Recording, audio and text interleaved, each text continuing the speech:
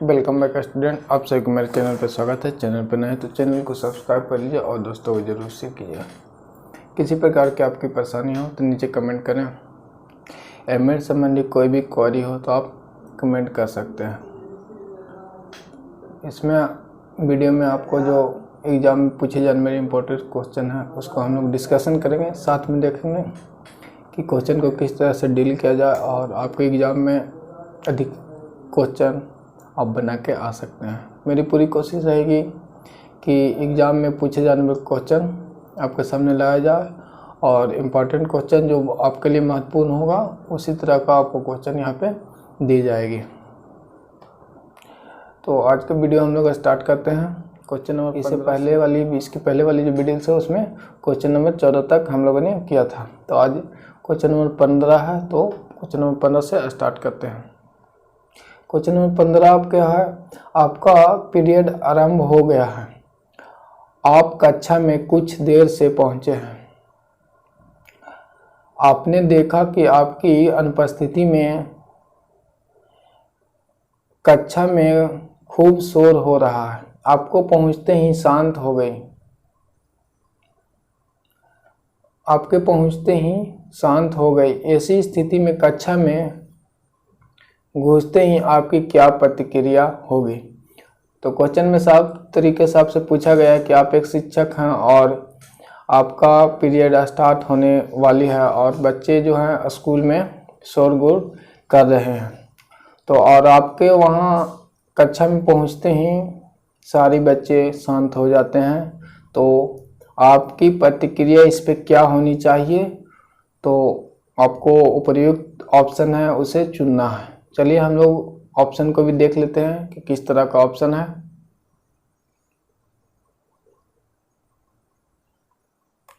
Question number 15 का क्या option है, आप कक्षा में छात्रों से पूछेंगे कि कौन कौन शोर मचा रहा था और शोर मचाने वाले को दंड देंगे।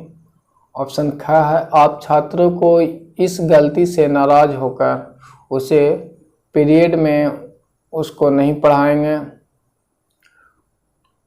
ऑप्शन ग है, आप नाराजगी प्रकट करते हुए बच्चे को ऐसा कभी ना करने की चेतावनी देंगे।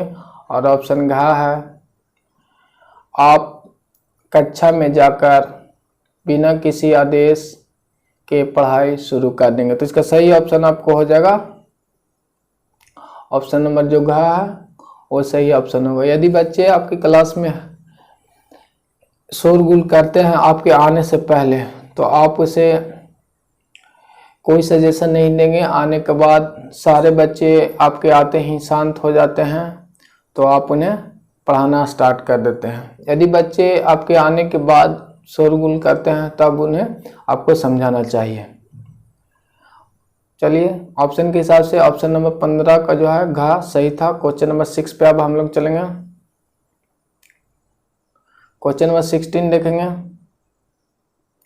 सामयिकी विषय पे कक्षा में चर्चा के दौरान विवादास्पद मामले उठ सकते हैं जिसके बारे में छात्रों की अलग अलग राय हो सकती है। इस स्थिति में अध्यापक को क्या करना चाहिए आपको बताना है।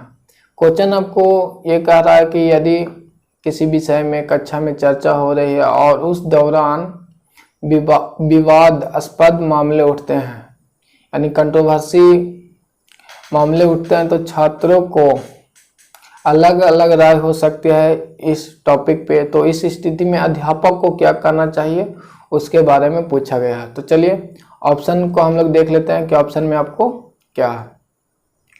ऑप्शन आपके सामने है। ऑप्शन का ऐसे विषय पे चर्चा बंद कर देनी चाहिए। ऑप्शन का छात्रों को 2 समूह में बांटकर उसके बीच गर्मा गर्मी बहस करनी चाहिए। और ऑप्शन ग है, छात्रों को आदेश देना चाहिए कि वे अपनी राय के समर्थन में तथ्य प्रमाण भी दें। और ऑप्शन घ है, छात्रों को सुझाव देना चाहिए कि वो अपनी अपनी राय लिखित रूप में दें। तो इसका सही ऑप्शन जो है ऑप्शन नंबर ग है, छात्रों को आदेश देना चाहिए कि वो अपनी राय के समर्थन में तथ्य या प्रमाण भी दे। यानी यदि कोई टॉपिक पे कक्षा में विवादास्पद चर्चाएं हों तो सभी छात्रों को आदेश देना चाहिए कि आप अपनी राय को रखें और उसके समर्थन में अपना तथ्य प्रस्तुत करें या प्रमाण अपना प्रस्तुत करें। तो इसका राइट जो ऑप्शन सटीक होगा वह ऑप्शन नंबर घ। क्वेश्चन नंबर 17 हम लोग देखेंगे। किसी छात्र की उपलब्धि का मूल्यांकन, आपको बताना है कि किसी छात्र की जो उपलब्धि है उसका मूल्यांकन किस आधार पे किया जाना चाहिए।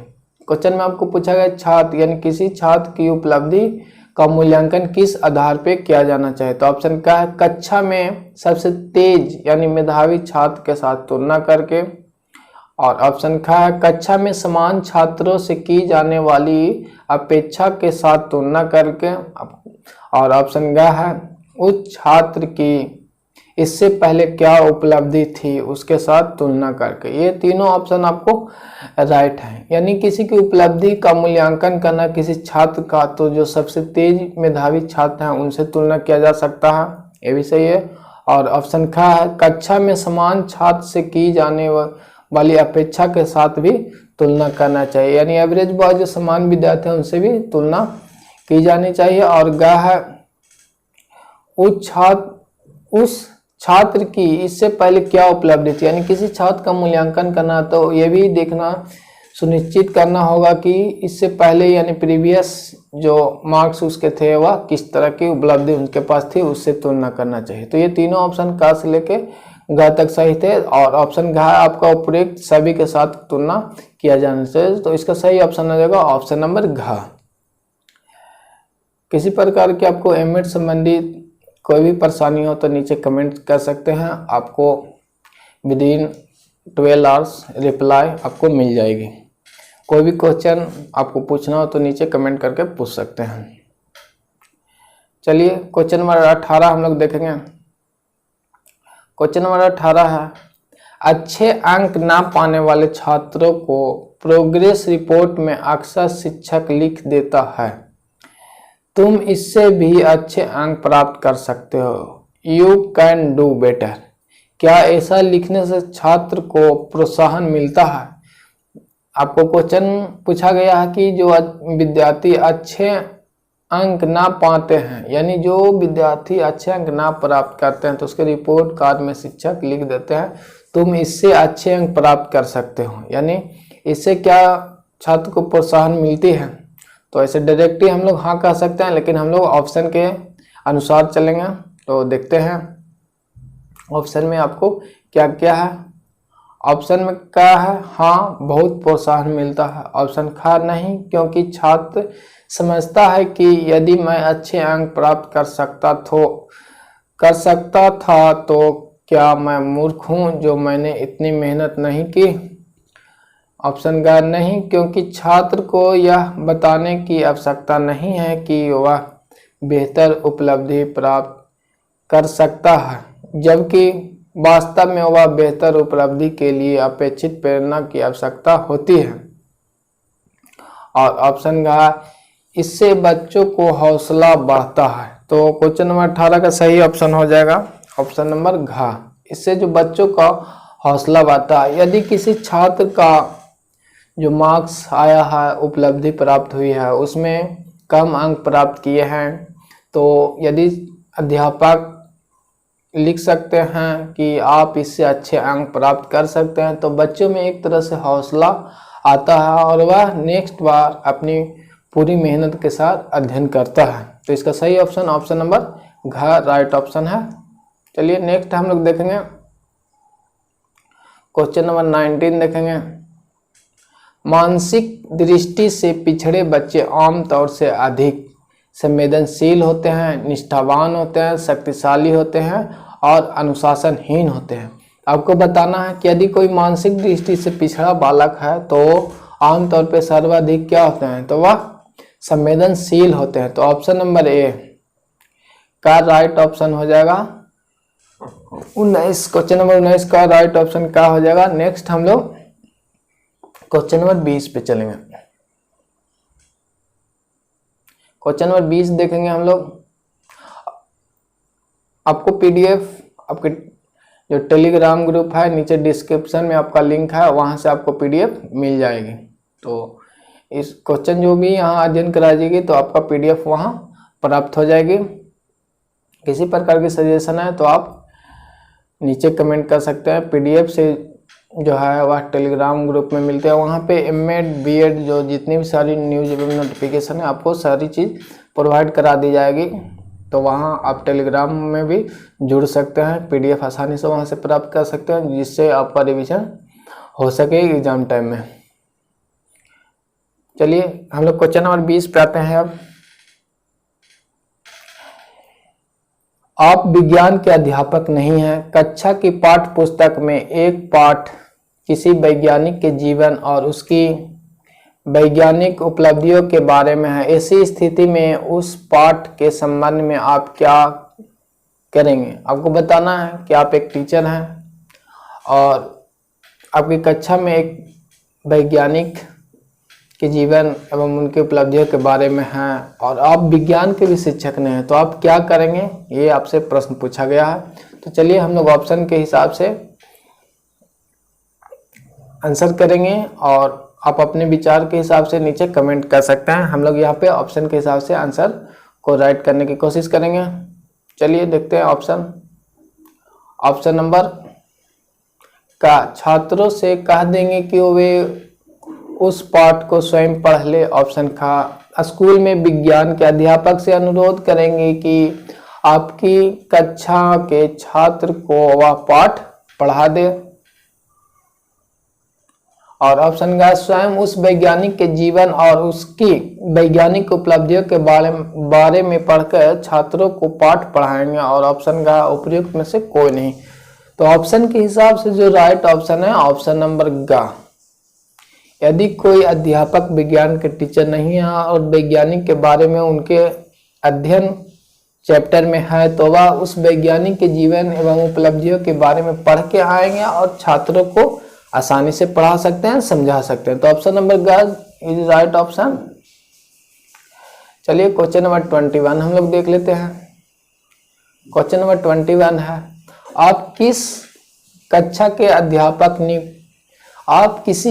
के अध्यापक नियुक्त किए जाते हैं। पहले दिन जब आप अपनी कक्षा में जाते हैं तो छात्र आपसे अपना परिचय देने का अनुरोध करता है, आपकी क्या प्रतिक्रिया होगी? तो ऑप्शन हम लोग देख लेंगे। ऑप्शन का, उसकी बात पर ध्यान नहीं देंगे। ऑप्शन ख, उसको डांट कर बैठा देंगे। और ऑप्शन ग है, संक्षेप में परिचय देकर छात्र का परिचय प्राप्त करेंगे। और ऑप्शन घ जो है आपको उपयुक्त में से कोई नहीं। तो इसका सही राइट ऑप्शन जो है वह ऑप्शन नंबर ग है। यदि आप एक शिक्षक हैं और स्टार्टिंग में यानी फर्स्ट क्लास ले रहे हैं तो संक्षिप्त में आपका अपना परिचय देना चाहिए, ना कि लंबा विस्तार रूप से आपको अपना परिचय देना चाहिए। और संक्षिप्त में परिचय देने के बाद छात्रों का भी परिचय प्राप्त करें, जिससे सभी छात्रों को आप अपनी नजरों में रख सकते हैं। इसका राइट ऑप्शन जो है ऑप्शन नंबर ग इज द राइट ऑप्शन।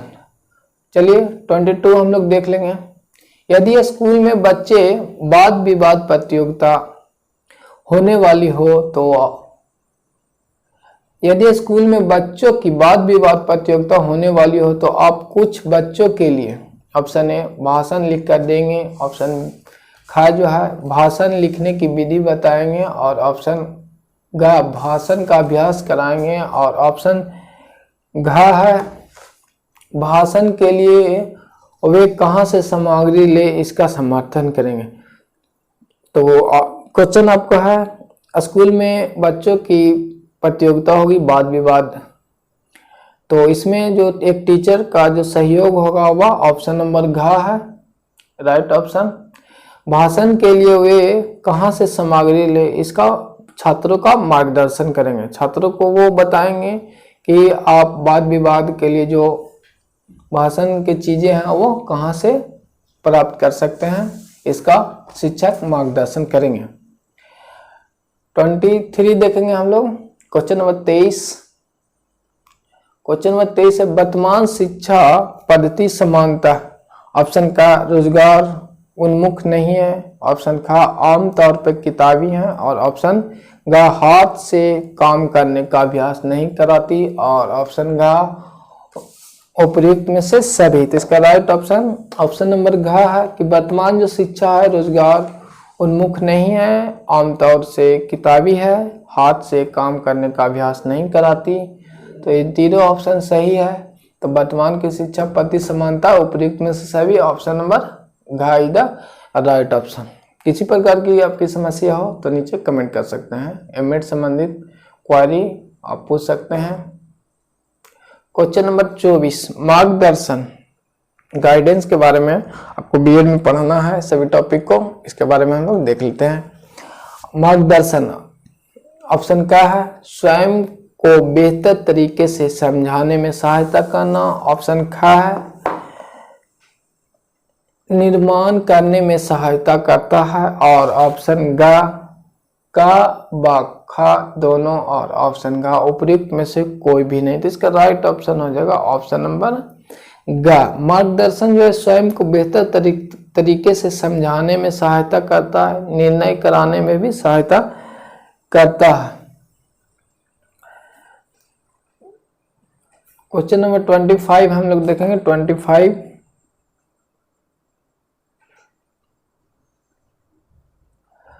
25 मार्गदर्शन इसलिए दिया जाता है कि छात्र अपने को तथ्य अपनी समस्याओं को जान सके और अपनी क्षमताओं का विकास कर सके। इस संबंध में कौन सा कथन सही नहीं है? आपको बताना है कि मार्गदर्शन इसलिए दिया जाता है कि छात्र अपने को तथा अपनी समस्या को जान सके, पहचान सके और अपनी क्षमताओं का विकास कर सके। तो ऑप्शन आपको ढूंढना है कि इसके संबंध में कौन सा कथन सही नहीं है। मार्गदर्शन के विरुद्ध ऑप्शन आपको ढूंढना है। इस तरह के क्वेश्चन आप सावधानी से पढ़ें, जानते हुए क्वेश्चन भी गलत हो जाता है। आपको सही नहीं ढूंढना तो आप ऑप्शन एग्जाम में जो है वह सही मार के चले आते हैं। तो इस सभी चीजों से बचेंगे। ऑप्शन नंबर क्या है? सूझबूझ वाले मार्गदर्शन के बिना उत्तम शिक्षा संभव नहीं है। ऑप्शन ख है प्रभावी शिक्षा के अभाव में मार्गदर्शन कारगर नहीं होता है। ऑप्शन ग मार्गदर्शन और शिक्षा एक दूसरे का पूरक है। और ऑप्शन घ शिक्षा के आरंभ में मार्गदर्शन का जितना महत्व है उतना आगे चलकर है। इसका राइट ऑप्शन हो जाएगा 25 का घ। चलिए क्वेश्चन नंबर हम लोग 26 पे आएंगे।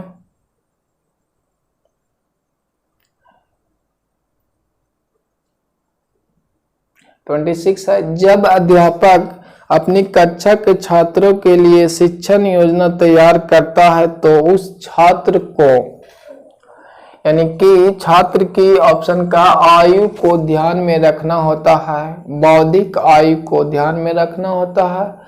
और ऑप्शन ग है आर्थिक पर्यावरण को ध्यान में रखना होता है। तो 26 का सही ऑप्शन रहेगा ऑप्शन नंबर घ का और ख दोनों।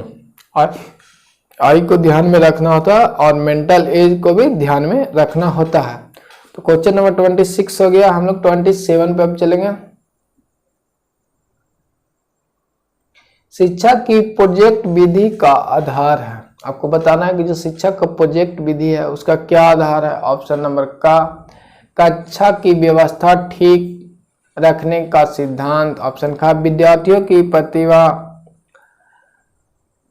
का मूल्यांकन। और ऑप्शन घ करके सीखने का सिद्धांत। और ऑप्शन घ विश्लेषण क्षमता के लिए विकास का सिद्धांत। तो प्रोजेक्ट विधि का आधार है वह करके सीखने का सिद्धांत है। प्रोजेक्ट विधि में आप अपने को उस चीज में लीन करते हैं और स्वयं अपने कार्य करते हैं। तो प्रोजेक्ट विधि के अंतर्गत ऑप्शन नंबर ग राइट है, करके सीखने का सिद्धांत है। प्रोजेक्ट विधि का जो मेन आधार है वह करके सीखने का सिद्धांत है। क्वेश्चन नंबर हम लोग 28 पे चलेंगे। 28 विज्ञान पढ़ाने वाले छात्रों में प्रयोग करने की क्षमता का विकास कैसे किया जा सकता है? ऑप्शन का, कक्षा में उन्हें प्रयोग दिखाकर। ऑप्शन खा, प्रयोग के लाभ बताकर। ऑप्शन ग, उन्हें प्रयोग करने का अभ्यास कराकर। और ऑप्शन ग, उन्हें घर से प्रयोग करके लाने का आदेश देकर। तो क्वेश्चन नंबर 28 का सही ऑप्शन ऑप्शन नंबर ग, उन्हें प्रयोग करने का अभ्यास कराकर। विज्ञान के जो छात्र होते हैं उसे प्रयोगशाला की में क्षमता का विकास तभी कराया जा सकता है जब वे छात्रों से अभ्यास कराएंगे। क्वेश्चन नंबर 29 हम लोग अब देखेंगे। क्वेश्चन नंबर 29, कक्षा शिक्षण के दौरान शिक्षक एक प्रश्न पूछता है, यदि एक छात्र उसका उत्तर नहीं दे पाता तो शिक्षक को। ऑप्शन का, उसका उत्तर स्वयं बता देना चाहिए। ऑप्शन खा, कोई छात्र से पूछने के बाद यदि सही उत्तर न मिले तब स्वयं उत्तर बता देना चाहिए। और ऑप्शन नंबर घ देखेंगे, एक एक करके सभी छात्रों से उसका उत्तर पूछना चाहिए। ऑप्शन घ जो है उस छात्र की निंदा करनी चाहिए। तो इसका राइट ऑप्शन जो है, कई छात्रों से पूछने के बाद यदि सही उत्तर न मिले तब स्वयं सही उत्तर बता देना चाहिए। तो क्वेश्चन नंबर 29 का राइट ऑप्शन ऑप्शन नंबर ख is the right option. MEd संबंधित आपकी किसी प्रकार की परेशानी हो तो कमेंट कर सकते हैं। कोई भी परेशानी आपको हो तो नीचे कमेंट कर सकते हैं। एमएड संबंधित आपकी सारी जो दिखते हैं उसकी समस्याओं को समाधान किया जाएगा। किसी प्रकार की आपकी क्वारी हो एमएड बीएड संबंधित तो कमेंट कर सकते हैं। और आप सभी से निवेदन है कि वीडियो को शेयर करें। लाइक आप अपने हिसाब से करें किंतु शेयर जरूर करें। जो भी विद्यार्थी एमएड की तैयारी करते हैं उनके लिए बेनिफिट होगी। वो इन टेस्ट में आसानी से क्लास करके एवं जो पीडीएफ मैंने प्रोवाइड कराई है प्रैक्टिस सेट की वो करके वो आसानी से पास कर सकते हैं। पीडीएफ में 125 पेज का पीडीएफ है, प्रश्नों का उत्तर है। उसमें मोस्ट इम्पोर्टेंट जो क्वेश्चन है वो आपको वहाँ पे दिए गए, साथ में आंसर उत्तर भी एक साथ में ही है। तो वहाँ से आप प्रैक्टिस कर सकते हैं और वहाँ से अपनी जो एबिलिटी है उसको भी चेक कर सकते हैं प्रैक्टिस सेट बना के। और प्रैक्टिस सेट बाई करने के लिए आपको डिस्क्रिप्शन में लिंक मिल जाएगी। तो उस लिंक से आप जान सकेंगे कि आप प्रैक्टिस सेट किस प्रकार से प्राप्त किया जाएगा। और यहाँ पे जो अभी हम कंटिन्यू रूप से वीडियो आपके लिए ला रहे हैं वो है जो मोस्ट इम्पॉर्टेंट क्वेश्चन है वो। तो इसका भी पीडीएफ जो है वह टेलीग्राम पे आपको उपलब्ध है। और किसी प्रकार की परेशानी है तो नीचे कमेंट कर सकते हैं। वीडियो के देखने के लिए धन्यवाद।